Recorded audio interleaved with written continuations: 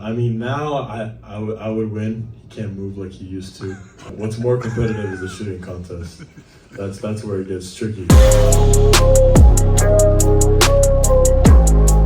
Just keep working and trust your work. I mean, it's there's going to be a lot of ups and downs, but that's how you keep going. You can't just be in the middle. You can't just flatline.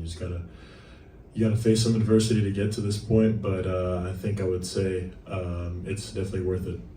So. Hey Andre, Jordan Swish coaches. I wanted to ask you about your journey. Is this true? Did you just start playing AAU this last year? Yeah, seriously, yeah. Oh, okay, and then just talk a little bit about the journey for you basketball wise, because I think everybody expects you to probably play since a young age. Yep. Yeah, I mean, there's always a basketball around the house growing up, obviously, but when COVID hit, that's when I really started getting into it seriously. Having all that downtime, no school, just being in the backyard with my dad, just playing basketball, that's what kind of made me fall in love with the sport. And ever since then, I've been just working at it as much as I can, and it's led me to this point. I'm super grateful for my dad's help and all the people that have led me along this journey. It's been great.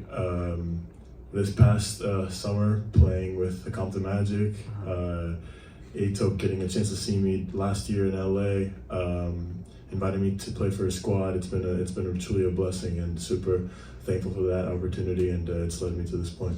How's you able to be so good? Like, you're good in the mid-range. They run pin downs for you. For you to say that, like, I'm very surprised, to be honest with you. How do you feel like you've been able to grow so fast? Like, I know Pops, but how do you feel like the growth's been so fast? Just having trustworthy and great people around me.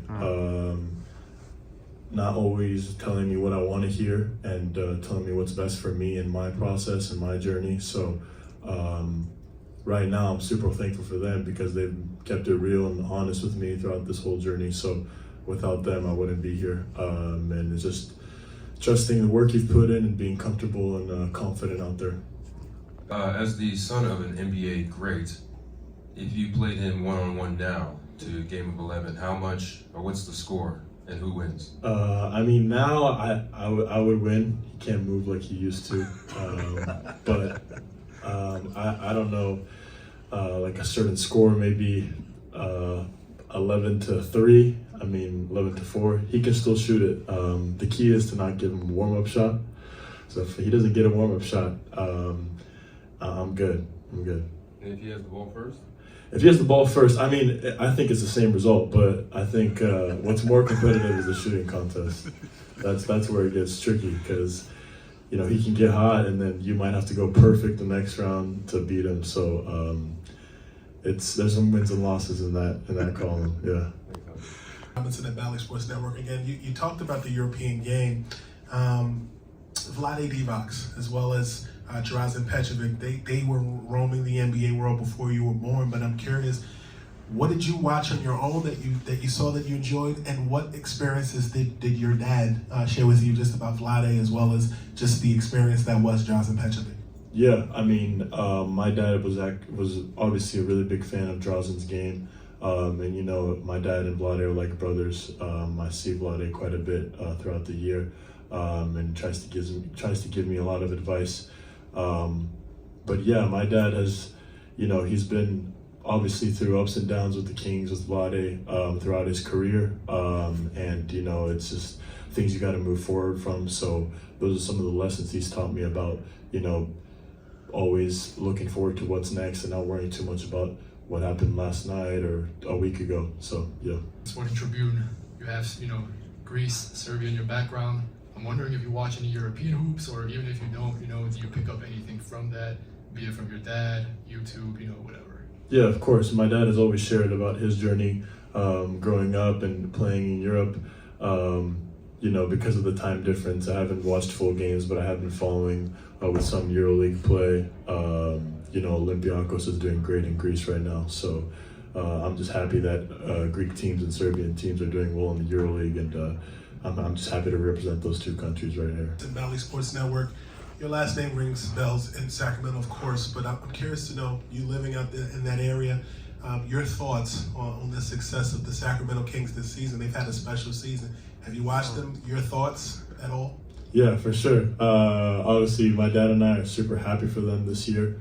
A lot of people didn't expect for them to be this good this year so soon with the trade they had last year with Sabonis, but they've done a great job, and Coach Mike Brown has done a really good job with those guys, and I've been watching a lot of those games this year, and it's been fun to be a part of the Kings family in Sacramento. Sabonis also has the luxury of being a second-generation basketball player. How much of an advantage does that give you in having seen it, knowing the guys, and kind of implementing yourself into this process now? Yeah, I mean, a lot of those players' kids get to be a different environment than most, being around locker rooms and other NBA players. But I think the biggest thing is getting passed down that experience and the stories that their dads have from playing in those days, and just carrying that along with them to what they've been accomplished, like Sabonis, carrying his dad's stories with him and using his dad's experience with him to the NBA, and it's helped him a lot. With Rivals.com. Hey, you've been through the recruiting process now and seen it all. What are some mistakes that coaches make with your kids that might turn you guys off instead of turning you guys on? I mean, what I do like that coaches do, being honest with the players, being real with what to expect their freshman year and what not to expect. And I think that's the biggest thing I was looking for in my process, into what a coach and a program could provide for me and my future, and vice versa, what I could do for their program and their success in the future. Are there things that they tend to talk about sometimes that players just don't care as much about as coaches think they do?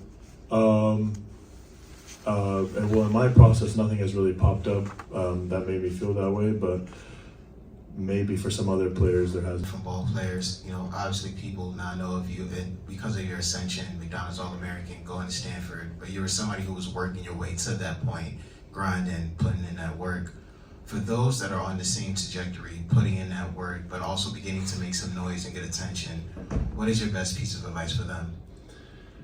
Yeah, I mean, I think the key for me was just taking it a day at a time. There's a lot of media out these days creating different narratives for a bunch of different players. So just staying true to your work and, trying to play in different events in front of many different people, because you never know who's going to be watching. So just, with the work you've put in and you're comfortable with it, just being confident out there just makes it a lot more easier for players to be noticed.